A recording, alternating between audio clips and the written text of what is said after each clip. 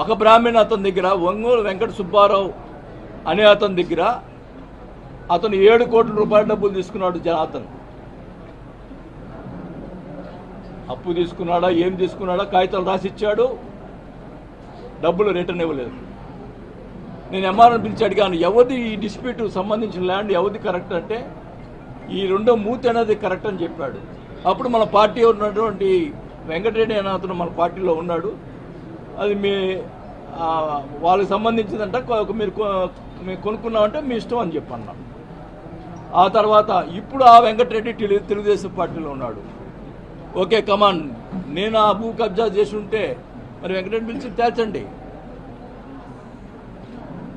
నువ్వు 7 కోట్లు అతని దగ్గర తీసుకొని అతను డబ్బులు ఇవ్వకుండా నేను కాపాడాను అతన్ని, అతను ఏం చేస్తాడోనండి, డబ్బులు ఇవ్వకుండా అతను భయపడతా తిరుగుతున్నాడు. ఇప్పుడు ఎవరు కాపాడుతారో నాకైతే